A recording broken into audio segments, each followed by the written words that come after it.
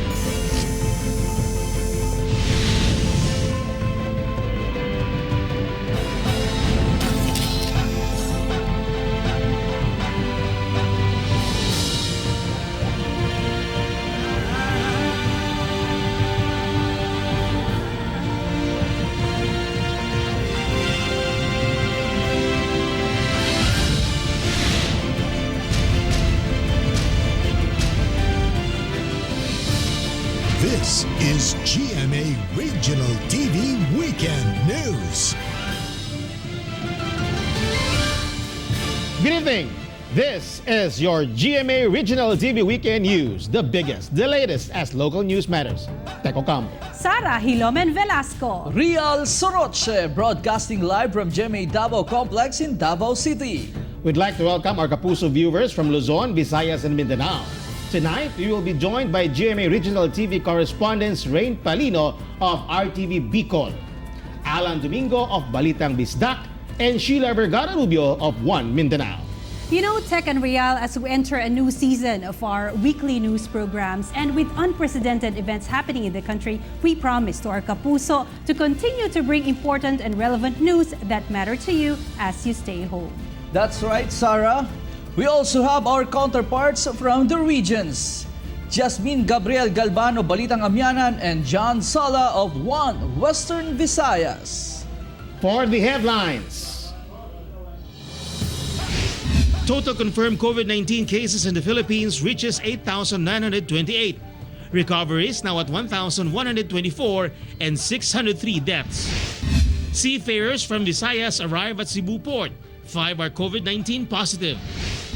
Extreme heat and rains cause fish kill in Dagupan City. Two Bicolanos top the 2019 bar examinations.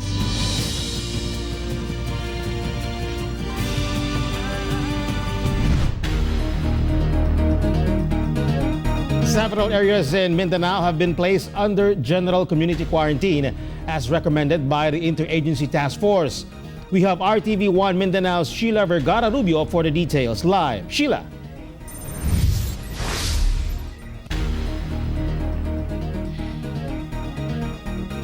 Yes, Tech, some provinces in Mindanao are now under GCQ except for some that continue to implement the enhanced community quarantine. However, conflicting guidelines in the implementation of GCQ cause problems in Cotabato City. At least 9 areas in the country have extended their enhanced community quarantine or ECQ starting May 1st. These are the National Capital Region, Central Luzon, Calabarzon, Pangasinan, Benguet, the province of Iloilo, Cebu City, Bacolod City, and Davao City, based on the recommendation of the Interagency Task Force for the Management of Emerging Infectious Diseases. While Davao City is the only area under extended ECQ in Mindanao, the Davao del Norte provincial government announced on Thursday that it will extend its ECQ until May 15, except for the island garden city of Samal. However, later that day, it released Executive Order Number 37, placing the province under GCQ or General Community Quarantine, except for Tagum City, which continues to be under ECQ. Under GCQ, ferry operations to and from Samal Island remain suspended until May 15, as well as the enforcement of liquor ban, curfew hours from 6 p.m. to 6 a.m., and requiring people to obtain worker and quarantine pass. In Davao Occidental, despite remaining COVID-free, the province has been placed under GCQ. However, despite being under GCQ, Jose Abad Santos Mayor Jason John Joyce explained that residents stranded in other areas, especially those in areas classified as high risk, are discouraged to return home. However, those who intend to go back home need to acquire a medical certification and must undergo 14-day quarantine. Meanwhile, the Zamboanga City LGU passed a resolution to the Interagency Task Force to extend the enhanced community quarantine until May 15. This was after more COVID cases were reported and many suspected COVID patients are still in hospitals and quarantine facilities. Zamboanga del Sur Governor Victor Yu also requested the IATF for an extension of the ECQ in the province. He said they are not ready to be placed under GCQ as they fear the continued rise of COVID cases in the province and that strict policies should remain to prevent the spread of the disease. Meanwhile, due to conflicting guidelines in GCQ in BARM and Region 12, passengers going to General Santos City from Cotabato City were stranded as bus trips were cancelled Thursday evening. Buses are allowed to travel from Cotabato City to Jensen, but they are not supposed to drop or pick up passengers in the South Cotabato area.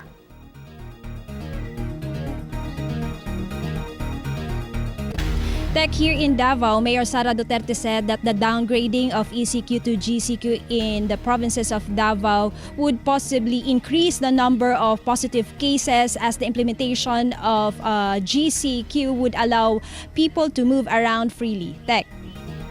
Okay, thank you, Sheila Vergara Rubio. Most provinces in North Central Luzon are starting to shift to the so-called new normal as they are now under general community quarantine. RTV Balitang Amyanan's Kim Bandarlipe tells us more.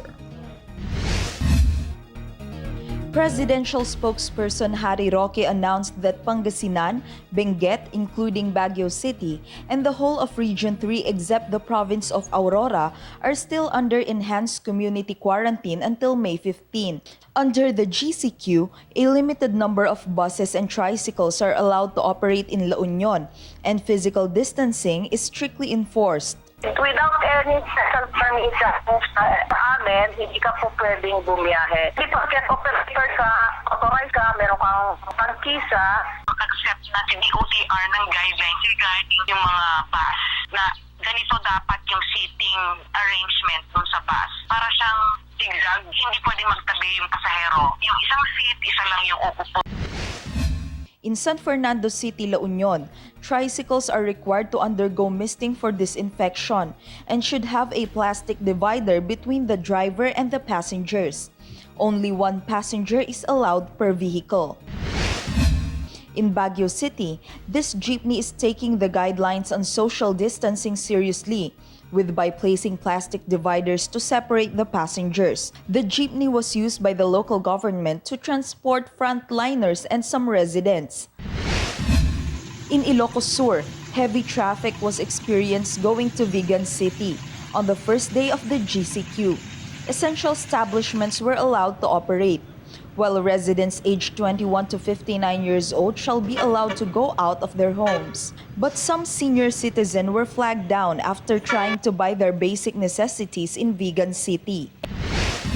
Meanwhile, in Ilocos Norte, the provincial government is still implementing enhanced community quarantine instead of GCQ. The provincial board requested the regional IATF for a modified GCQ to ensure the safety of the public from the spread of COVID. Until then, the province will remain under ECQ. For me, it's non-negotiable that we remain under ECQ due to yung uncertainty. I mean, kulang na tayo sa testing. The provincial government of Abra is also extending ECQ after its 2 suspect cases tested positive for COVID-19. Once the result of the confirmatory test is negative, only then will the provincial government apply the guidelines of GCQ. But it is not a confirmatory, so kailangan kuhanan pa din sila ng specimen and madala sa Baguio General Hospital. In Pangasinan, still under ECQ, medical consultations, outpatient and non-emergency cases will not be accepted in the tertiary hospitals and those designated by DOH as COVID-19 treatment facilities. Meanwhile, in Nueva Ecija, despite the strict protocols of ECQ, there are still groups distributing relief goods. This sangguniang kabataan of Talavera shared fresh Carabao milk and bread to kids aged of 1 to 5 years old. The group's target is to reach out and provide milk to 10,000 children in their town. I am Kim Bandarlipe for GMA Regional TV. Bicol Region has also started implementing general community quarantine guidelines except for some of its provinces. More details from RTV Bicol's Rain Palino live. Rain.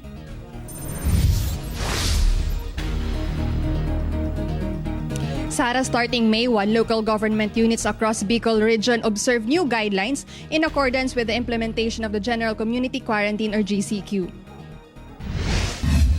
Earlier this week, the incident management team of Naga City and Albay wrote a letter to Malacanang asking for the extension of the enhanced community quarantine due to its active cases. Originally, the province of Albay and Catanduanes were identified as high-risk areas and therefore will be under enhanced community quarantine until May 15. However, on April 29, the Malacanang declared that the whole Bicol region will be placed under general community quarantine. Considering that Naga City and Legazpi City are centers for commerce and culture in the Bicol region, many people from other municipalities would converge once the ECQ is lifted. Last night, Legazpi City Mayor Noel Rosal posted on his Facebook account that the Malacanang has already approved the appeal of their LGU and the Albay Mayor's League to extend ECQ. In an online press conference last April 30, Naga City Mayor Nelson Legacion says that the IATF has not yet responded to their request. Despite this, he assured that the city will follow the implementation of general community quarantine. Substantial number ninda nakakuha na. And may paagim naman para matawanin asistensya sa iba pa. On its first day under GCQ, several private vehicles can be seen along downtown Naga City. Tricycles and pedicabs were also permitted to operate within their territorial jurisdiction with only one passenger allowed. With this, tricycle fare was raised to 20 pesos while 10 pesos for pedicabs. Entry of public utility vehicles in the city is still prohibited. Consumption of alcoholic beverages was also permitted but only inside residences.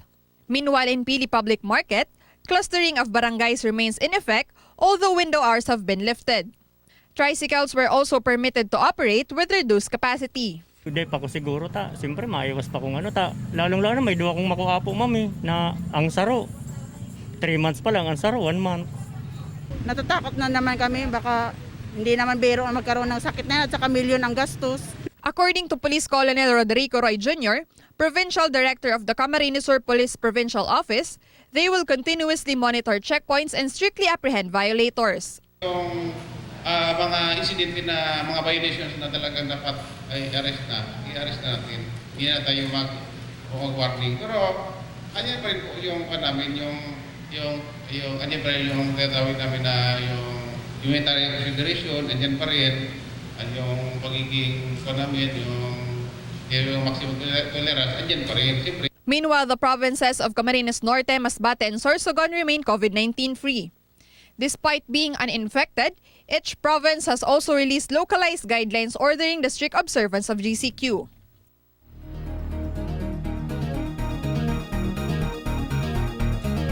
Sara, with the observance of the new normal, many people are expected to get out of their houses. With this in mind, DOH Bicol reminds the public to consistently follow protocols and be extra cautious in this time of crisis. Sara? Thank you, Rain Palino. The number of COVID-19 cases in the country is now close to 9,000, while the virus continues to claim lives, but more have recovered. We have this report. In its latest report, the Department of Health announced 156 new COVID-19 confirmed cases in the country, bringing the total to 8,928. The death toll is now at 603, with 24 new recorded deaths, while 40 new recoveries were added, bringing the total to 1,124. In North Central Luzon, there are 463 COVID-19 confirmed cases with 57 deaths and 125 recoveries. ILOCOS region has 60 confirmed cases. Central Luzon now has 361 COVID-19 cases, while 44 confirmed cases were recorded in the Cordillera region. As of May 1, Bicol region has recorded 9 new cases, 2 of which are health workers from Albay, bringing the total to 43 positive COVID-19 cases. 34 are from Albay, 8 in Camarines Sur, and 1 in Catanduanes.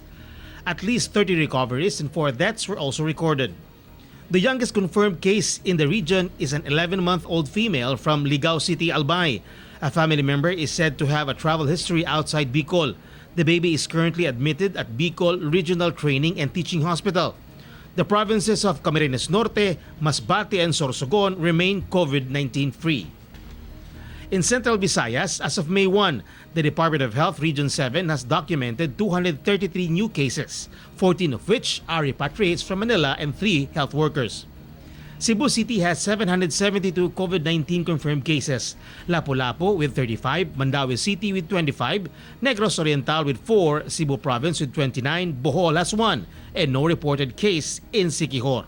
Region 7 has a total of 869 COVID-19 cases, wherein 29 have recovered and 13 have died. Meanwhile, Western Visayas DOH Center for Health Development conducted COVID-19 testing to 240 patients. Only 1 turned out to be positive. As of May 1, there are 71 COVID-19 confirmed cases in the region with 9 deaths and 27 recoveries. In Eastern Visayas, the total number of COVID-19 confirmed cases is at 14 with 4 recoveries and 1 death. In Mindanao, as of May 1, there are a total of 214 COVID-19 confirmed cases with 32 deaths and 111 recoveries. DAVAO region has the highest number of COVID-19 confirmed cases in Mindanao with 135 cases. The death toll is now at 20, while 79 have already recovered. While Zamboanga Peninsula recorded a high 19 new confirmed cases, bringing the total to 35, deaths remains at 2 and 6 have recovered. In Socsargen, a new recovery has reported, bringing the total to 14, while confirmed cases remain at 16 and 1 death. While Northern Mindanao has recorded 2 additional confirmed cases from last week, which brings the total to 14, while deaths and recoveries remain at 5 respectively. Barm has 11 positive cases with 4 deaths. I'm Tec Ocampo for GMA Regional TV. After a month of being stranded in Manila, Visayan seafarers arrived at their home provinces, while 14 OFWs tested positive for COVID-19. The details in this report of Alan Domingo of RTV Balitang Bisdak Live. Alan. Real, 3 days after the arrival of the OFWs in Cebu City, and after being subjected for health protocols, 5 of the Cebu-bound passengers tested positive for COVID-19, while another OFW who arrived in Iloilo City likewise tested for COVID-19. The ship carrying repatriated seafarers arrived at the port of Cebu last April 28. Of the 328 passengers on board St. Michael the Archangel, a mercy voyage from Manila, 220 are Cebuanos and 48 Boholanos.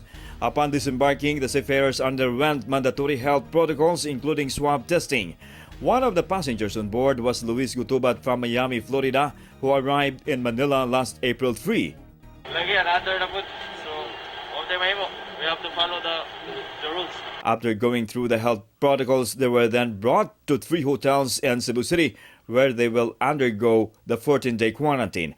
Governor Gwen Garcia ordered a strict monitoring of these seafarers. Sulod ni ining 14 dias, atong sutaon kung asa ni sila muuli pohon kung diin nga mga lungsod o dakbayan sa probinsya Susugbo kung galing aduna may taga-probinsya.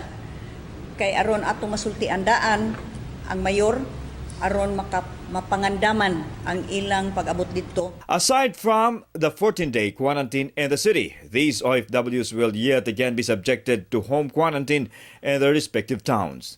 Yesterday, Governor Garcia announced the result of the swab testing and 5 of the OFWs were found to be COVID-19 positive. The 5 are currently isolated from the other OFWs inside the hotels and will be soon be transferred to their designated quarantine facilities. Meanwhile, the 48 Boholano OFWs arrived in Tagbilaran Port in Bohol evening of April 28. They were met at the pier by the members of Tarsier 117 response team and were immediately brought to the facility for the 14-day quarantine. 175 OFWs arrived in Iloilo on April 29. OFWs from the provinces of Iloilo and Guimaras and Iloilo City are under 14-day quarantine in a hotel in Iloilo City, while those coming from other provinces are also quarantined in their respective provinces. However, 9 OFWs tested positive in the rapid test conducted by the city government. 7 are from Iloilo City, while 2 are from the province of Guimaras. The hotel where they are staying is now under lockdown. Back in Cebu, the cities of Cebu, Mandaue, and Lapu-Lapu will be conducting massive testing starting next week.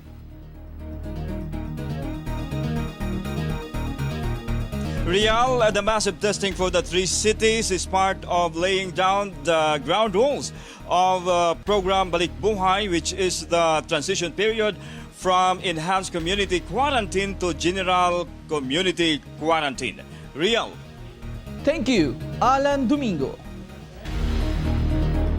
In Cagayan de Oro City, ingenious military personnel from the 4th Infantry Division gathered together to make a no-contact hand washing machine using recycled materials.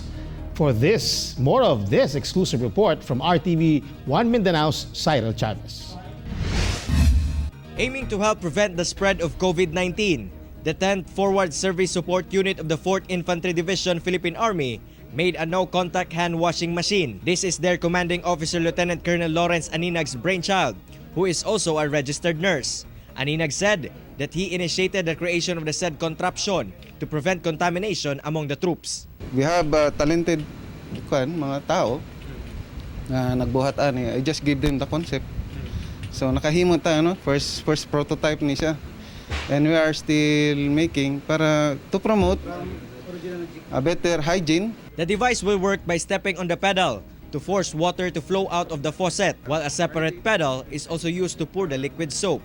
This simple and economical apparatus is made up of recycled materials. They are now planning to produce more of these to be given to hospitals and other places where it is needed. Dili na nato gunita ng gripo, dili na ta magupin o diretso lang ta mo dool tapos atong i-post ni itong pedal, apakan. Tapos mag-open itong kwan, mag-open ang gate valve. Tapos mag-agas ang tubig dire. Meanwhile, the troops also made and distributed around 6,000 pieces of face shields to medical frontliners in the region, to the Barangay Health Emergency Response Team, as well as private and public hospitals. Together with cameraman James Yap, I am Cyril Chavez for GMA Regional TV. This is GMA Regional TV Weekend News. This is GMA Regional TV Weekend News. 2 Bicolanos are among the top 10 in the 2019 bar examinations that the Supreme Court released online amid the enhanced community quarantine. Rain Palino has the details. A total of 2,103 out of 7,685 examinees have passed the 2019 bar exams, or a passing rate of 27.36%. On top of the list is attorney May Dayan Azores, who got a score of 91.04%. She took up BS Accountancy from the Bicol University and received her law degree from the University of Santo Tomas Legazpi in Albay. According to her, she is still on the cloud 9 after finally achieving her childhood dream to become the first lawyer in the family. When asked what's her secret in acing the bar, she shared that hard work, time management, a vision board, and faith in God help her. Top notches of the year 2019 bar exam is a testament na kaya ng mga taga-probinsya na makapagsabayan. And it's not really with the school, it's really with the student. So kung bibigyan talaga ng vision and ng diligence, everything is possible. Attorney Azores says that she is overwhelmed by the offer since the results came out. For now, she plans on staying in her job at the Commission on Audit Region 5. Another Bicolana made it to this year's bar exam top 10. She is attorney Myra Baranda, who also graduated from the University of Santo Tomas, Legazpi. According to her, she only prayed for a 74% passing grade and was surprised for being the top 3 on the list. Baranda currently works at the Commission on Audit Region 5. Kung gusto mo talagang maging lawyer, before entering law school, dapat nasa isip mo na yun, nasa puso mo na yun na yun talaga yung dream mo, yung maging lawyer. And sa tingin ko din, during that journey, kung yun yung nasa puso mo, you just have to keep the faith. Baguio City native Anton Luis Arevalo Avila rejoiced with his family when he learned that he ranked 8 in the roster. He studied applied mathematics in Ateneo de Manila and was a professor at St. Louis University in Baguio City where he studied law. Wala talaga akong na-expect. Parang pinagdadasal ko na pumasa ako. Pero mas gumagawa ako ng plano paano kung hindi naging mabuti yung resulta ng exam. We are very, very proud of our son, Anton Luis. In-expect din namin talaga na mag-pass siya ng bar kasi academically, nag-prepare naman talaga siya. Number 8 siya. This is the bonus from God and we are very happy. The Diocese of San Fernando, La Union praised Father Victor de Guzman for passing the 2019 bar exams. Before his study leave, Father de Guzman was the parochial vicar of St. Nicholas Tolentino Parish in Balawan, La Union. In Iloilo, 47-year-old Father Abunyo Bacatan also passed the 2019 bar exams. Father Bacatan says that passing the bar exams is just a bonus. What is important is he can apply his lesson at law school to help the ministry. Father Bacatan, who currently serves as administrator at Don Bosco Boys Home and Vocational Training Center in Dumangas, Iloilo. When I decided to study law, I really decided to study for the ministry. For my work as a priest, especially many times I am assigned as administrator, and I really want to do good work as administrator, not to commit any unlawful things. The Supreme Court also announced that in view of the increasing number of COVID-19 cases in the country, the 2020 bar examination scheduled in November will be postponed to sometime in 2021. I am Rain Palino for GMA Regional TV. Bangus growers in Dagupan City had to bear the brunt of a massive fish kill that hit the city this week. RTV Balitang Amiana's Jasmine Gabriel Galban tells us more live. Jasmine.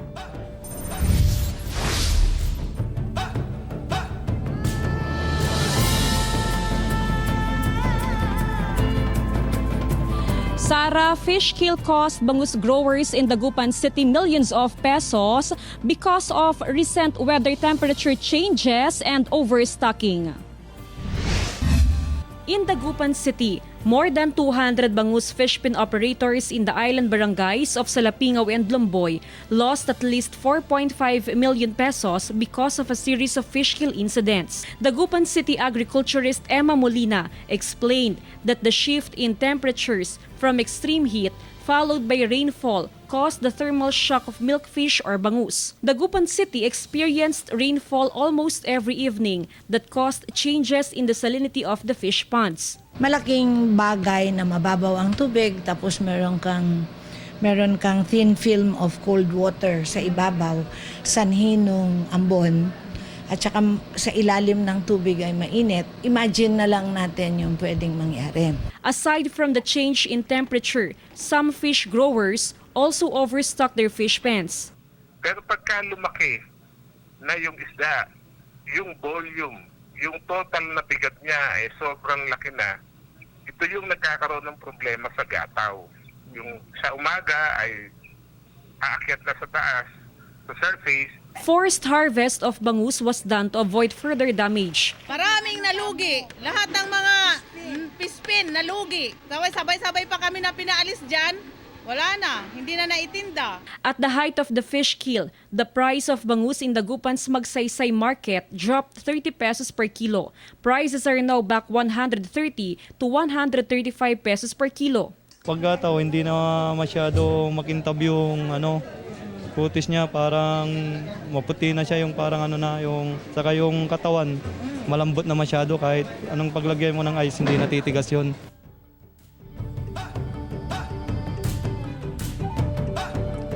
Sara, Pag-asa warned that temperature changes will continue in the coming days due to isolated rain showers. Bangus growers are advised to take precautions. Sara? Thank you, Jasmine Gabriel Galban.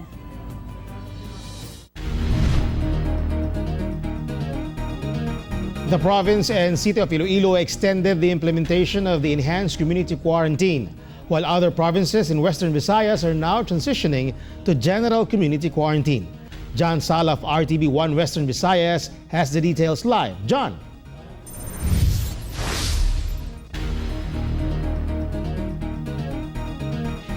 The city of Iloilo was already preparing its exit plan to shift from enhanced community quarantine to general community quarantine. However, the interagency task force clarified that the city will extend implementation of the ECQ following the number of positive COVID-19 cases in the city. Transport sectors in Iloilo City were preparing for the gradual return of mass transport after the IATF announced early this week that the city will transition to general community quarantine. However, presidential spokesperson Harry Roque confirmed Thursday that the city will continue to be under ECQ until May 15 due to the number of COVID-19 cases in the city. Pag buhaya sa TV, nagsiling siya, ECQ naman ko.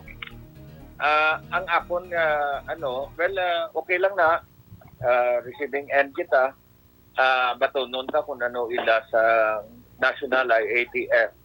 Iloilo Governor Arthur Defensor Jr. signed Executive Order Number 110 extending ECQ in the province to May 15. Under the EO, liquor ban and curfew will still be implemented. Movement of the people are limited, while wearing of face mask and social distancing must be observed.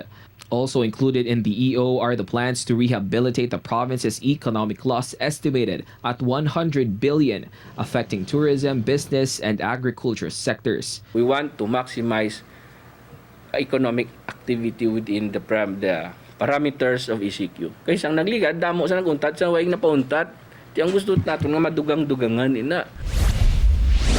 While the province of Negros Occidental has been downgraded to GCQ, the IATF approved a local city council resolution to extend ECQ in Bacolod City following the number of COVID-19 cases. Strict border checkpoints are still being implemented, while motorists coming from outside the city are not allowed to enter unless they have provincial pass and are frontliners. The province of Antique is now implementing general community quarantine except for the municipalities of Pandan and the island of Semirara, where COVID-19 cases are recorded.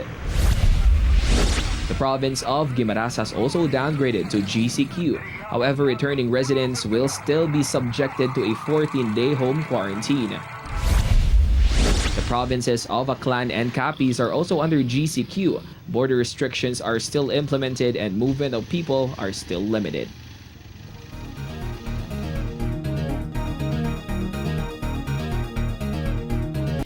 Just a clarification, according to the Department of Health, Center for Health Development 6, Western Visayas has 6 new confirmed COVID-19 cases as of today. Western Visayas now has 72 confirmed COVID-19 cases. 5 of the additional cases are from Iloilo City and 1 is from the province of Guimaras. 5 of the additional cases were OFW repatriates. Meanwhile, despite under ECQ, the weekend block off in Iloilo City is now suspended.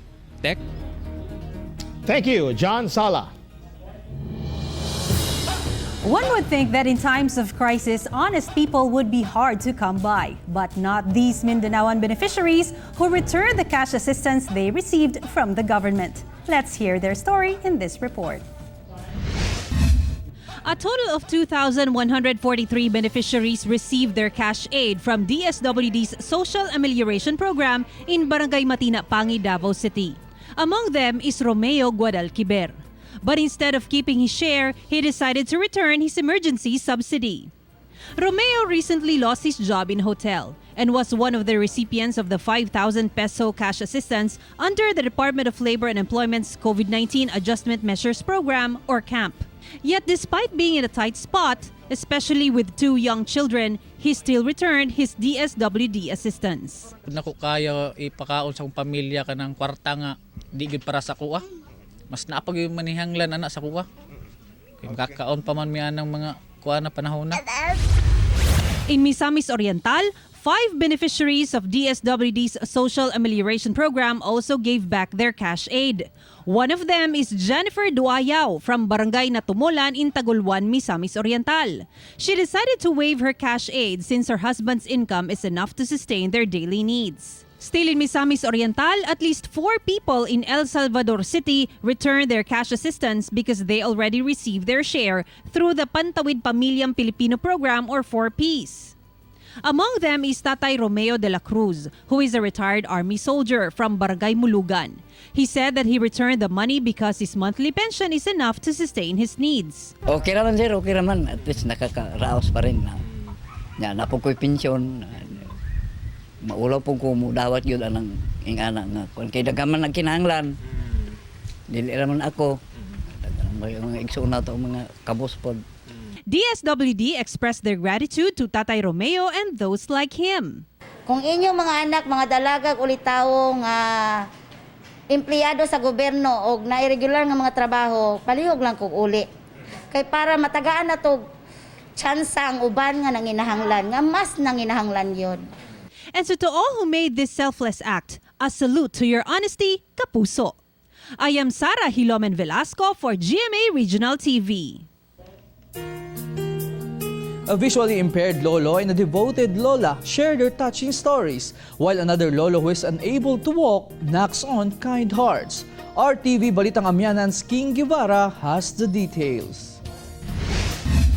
Living under the same roof is a figure of speech, but not so with blind 68-year-old Lolo Rogelio, who literally lives under a roof in Santo Domingo, Ilocos Sur. He has made his home under this roof without walls, propped up by a few hollow blocks. Because of the low ceiling, Lolo Rogelio needs to squat when entering his house. It has been 2 years since Lolo Rogelio lost his vision and was never able to visit a doctor due to poverty. A widower with no children, he relies on his sister, Lola Loreta, to take care of him. Biga alda malaman ako may kabalunan oran kasan origat komiten ake ano saratan. Meanwhile, in other barangay in Santo Domingo, Ilocos Sur, 68-year-old Lola Mercedes lives with her 2 grandsons, Nico who has cerebral palsy and his cousin Vincent who is visually impaired. Na mabaling nga gaywanen. So nga inted da kanya kon. Kung alam no may da ibakasyon mo dito ubing nga ipakita kanyak. Amtahan da kano kaya nga alagaan. Lola Mercedes says she relies on their relatives and assistance from the government for their daily needs. Despite her age and weak body, she says her love for her grandsons will never fade. She will be the eyes for Vincent and will serve as hands for Nico. Lolo Rogelio and Lola Mercedes are beneficiaries of the Adopt a Family program of Santo Domingo Police Station. Aside from giving them relief goods, they are also planning to build a house for Lolo Rogelio. Meanwhile, in Burgos, Pangasinan, 61-year-old Johnson Romero, who is unable to walk because of a mild stroke, is forced to crawl on his hands and knees. Manong Johnson lives alone in a small nipa hut, and since the ECQ has to crawl some distance to get relief goods. Ako pero may sariling pamilya. Tumutulong sila pero di sapat dahil sa hirap ng buhay. Lalong-lalo na sa kalagayan ko kung hirap maglakad. Manong Johnson gets by with help from his relatives. Concerned citizens are now also reaching out to him. I am King Guevara for GMA Regional TV. This is GMA Regional TV Weekend News. This is GMA Regional TV Weekend News.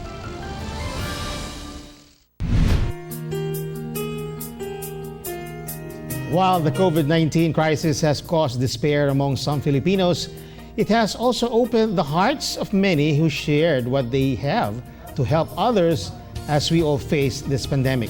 Here's a look at how some of our kababayan show the bayanihan spirit.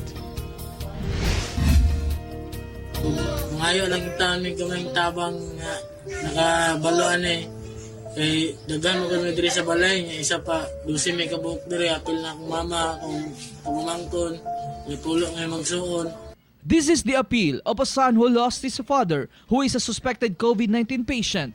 They are now asking help for food because the health crisis has left them hungry and broke after he lost his job. While Roberto Saulda wrote a letter to express the difficult situation he is in, especially now that he is stranded in Davao City after losing his job at a construction site. All this while he takes care of his ill child. Aman di sir, wala pa na ako napalit. Mahal man daw ni paliton ko. Pila man daw? But labag mong tanas sir. Despite the challenges, many Davaoenos answered the call for help and readily donated rice, canned goods, and financial help. Tama lang, pero at least naman te extra gamay makahatag ta sa mas nangailangan jud ba. Meanwhile, in Calasiao, Pangasinan, instead of throwing a party, the Sindanya family made the first birthday of baby Micah Villa more meaningful by celebrating with frontliners with the theme Quarantine Birthday. The family sent boxes of food to frontliners, keeping in mind their sacrifices for the country as we fight against COVID-19. It was a simple act, yet seeing their big smiles made it fulfilling. I hope we can spread kindness. I am Real Soroche for GMA Regional TV. You know, mga kapuso, we should continue to support the government and trying, they're trying their best to flatten the curve of the COVID-19 pandemic. Let's stay home and avoid unnecessary travels. Yes. We would like to thank everyone from around the Philippines for watching tonight's episode. You can watch this episode and more on GMA Regional TV's official YouTube channel. Just click the subscribe button to get the hottest news from the regions. And that was the biggest and the latest news from the regions. Thank you for joining us, and from all of us here in Mindanao. This has been GMA Regional TV Weekend News, where local news matters. Stay home, stay safe. Happy weekend.